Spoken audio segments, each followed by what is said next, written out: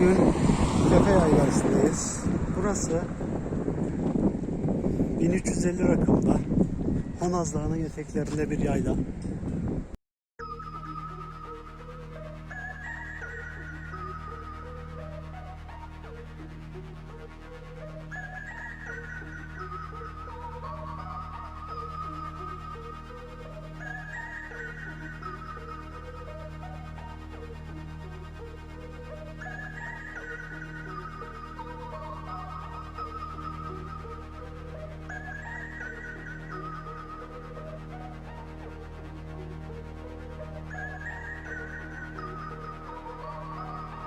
Çok güzel bir yeri var, konumu var. Ondan dolayı sürekli serin.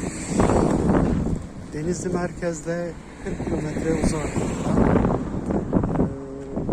Yatağın, Serinhisar yatağının hemen biraz ilerisinde olan bir yayla. Gördüğünüz gibi tabii ki Honaz tarafından da gelinebiliyor. Hani sıcak günlerde çok güzel bir mesire alanı, dinlenme alanı. Ben size göstermek istedim bunları. Eğer yolunuz düşerse bence bir uğrayayım dedim. Ortamı çok güzel. Şöyle göstereyim. Tam çam ormanlarının, ardıç ormanlarının içerisinde bir yer. Buraya nasıl geleceksiniz? İsterseniz Bağbaşı tarafından, Denizli merkezden Bağbaşı tarafından Can Kurtaran'ı geçip Hacıpayam tarafından döndüğünüz zaman Serinhisar'a geldiğinizde yatağın yoluna girip oradan devam edebilirsiniz. Oradan çok rahatlıkla gelebilirsiniz. Buradan yaklaşık 5 kilometre veyahut da Honaz tarafından da gelebiliyorsunuz. Kocabaş ışıklarına geldikten sonra Börek ileri doğru geçtiğinizde Kocabaş, Kızılyer, Karaçay üzerinden buraya ulaşabiliyorsunuz. Ortamı çok güzel. Eğer fırsatınız olsa bir uğrayın, bir gününüzü burada geçirin derim ben size. İnanın çok hoşunuza gidecek. Ve bugün Kurban Bayramı'nın, 2021'in Kurban Bayramı'nın üçüncü günü olmasına rağmen çok güzel.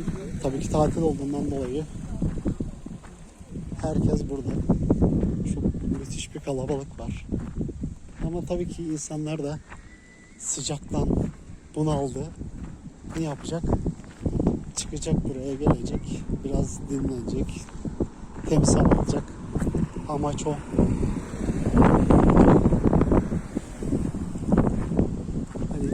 Ulaşım hakkında bir sıkıntısı yok. Yolları düzgün, asfalt yol. Tabii ki tek şeritli ve virajlı bir yolu var. 1350 rakıma kadar çıkıyorsunuz. Görüyorsunuz. Denizli Büyükşehir Belediyesi her bir hizmeti veriyor burada. Bu da gayet rahatlaştırıyor insanı. Birazcık bilgi vereyim Tepe Yaylası hakkında. Bunun içerisinde tuvaletler, banyo, sıcak su, 24 saat sıcak su var. Aynı zamanda çadır alanları var. Kendi çadırınızla gelebiliyorsunuz veya buranın kalıcı çadırları var. Orada kalabiliyorsunuz. Çadır yerinin fiyatı günlük 40 lira. Aylık tutabiliyorsunuz çadırı. Bu da 400 lira. 400 lira. Gayet ormanların içerisinde gördüğünüz gibi. Ondan sonra tabii ki dediğim gibi tuvaletler var, duş var. İçerisinde duş, lokanta var, kasaba var. Ondan sonra belediyenin bütün hizmetleri verilebiliyor. Görüyorsunuz, girelim içeriye.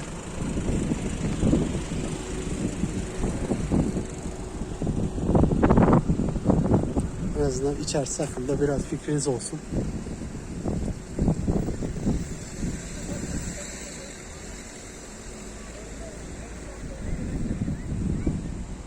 Araçları içeriye sokmuyorlar. Kamp için gelmeyenler harici. Günübirlik gelenlere iki tarafta otoparklar var. Sonra otoparklara gelebilir. Oralarda park ediyorsunuz ve eşyanızla birlikte içeri geçiyorsunuz.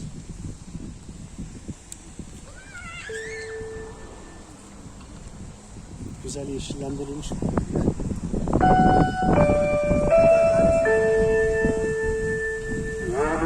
Samsun, Adana 907 aracının başına. 20 Samsun, Adana 907 aracınızın başına. Çay bahçesi var. Çay içip serinleyebileceğiniz ufak bir yapay havuz yapılmış, şelale yapılmış. Büfe var. İhtiyaçlarınızı, anlık ihtiyaçlarınızı alabileceğiniz. Burada pide salonu var. Aynı zamanda lokanta.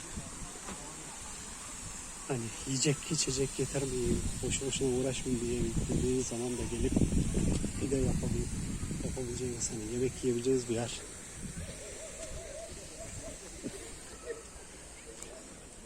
Hani o atladığım bir şey olursa yorumlara sorunlarınızı yazın. Ben size şey yapayım. Söyleyeyim. Piknik alanı genelde kullanılan, bakın çadır alanları var, duş alanları, bulaşıkhane. Hepsi var.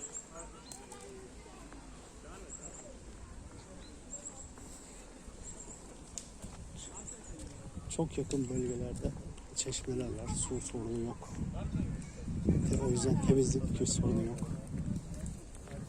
Belediyenin personeli de temizliğini yaptığı için gayet güzel.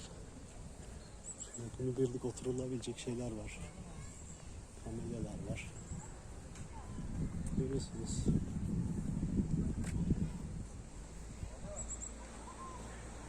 Gördüğünüz gibi.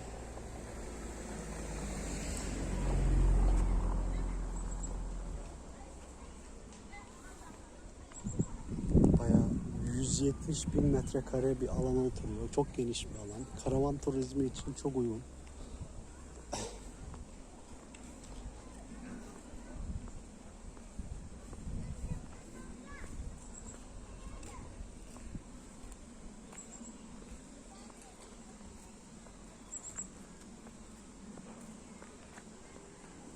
Görüyorsunuz çadır alanlarını.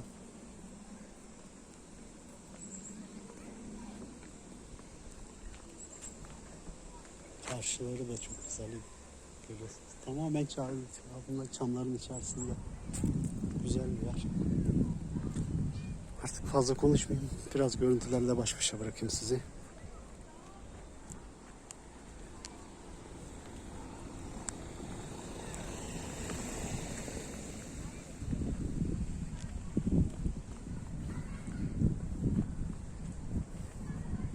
Çocukların eğlenmesi için oyun parkı var aynı zamanda.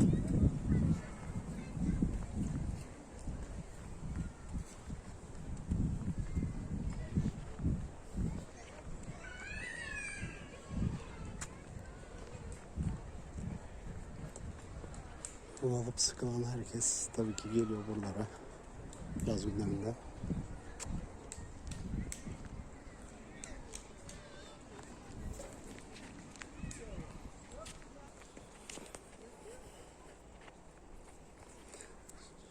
Çamların ortasında güzel yerler. Tuvalet ve banyo, duş, çeşme sıkıntısı kesinlikle yok. Belli aralıklarda her yerde var.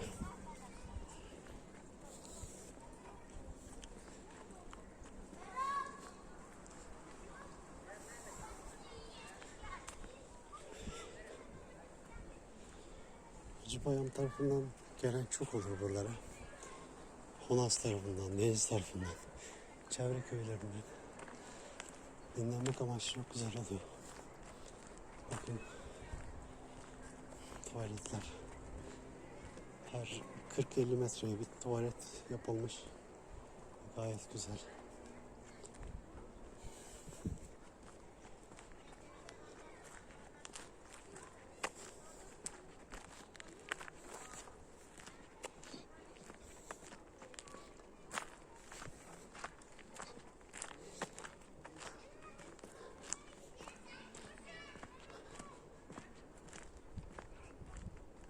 rakımın yüksek olması havanın her zaman serin olması sağlıyor burada. Dediğim gibi çam ormanlarının içerisinde gayet nezih bir ortam.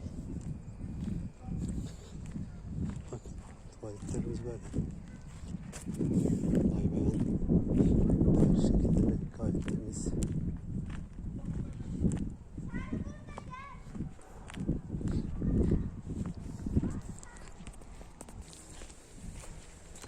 Kasap bile var burada. Yani hiçbir şey almadan çıkıp gelseniz hem kalabilirsiniz hem de karnınızı doyurabilirsiniz. Öyle güzel bir yer. Bakın.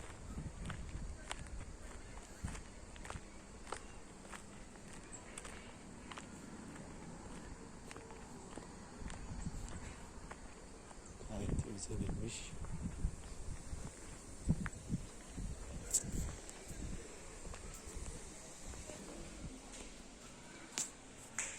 Temizliği iyi burada. Görüyorsunuz. Lavabolar, tuvaletleri gayet temiz şekilde yapılmış.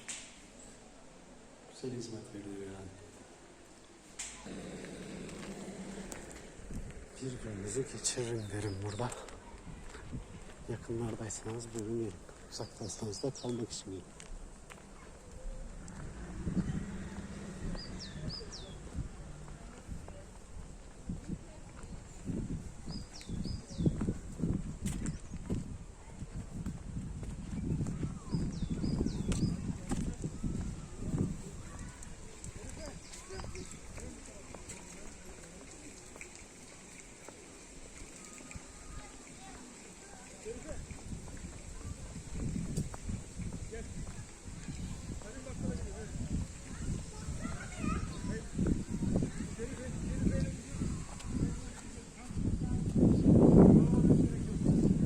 Market ihtiyaçları için. Ha, şuraya kesin kurulu var. Alkol tüketilmesine izin verilmiyor. Alan içerisinde onları geziyoruz.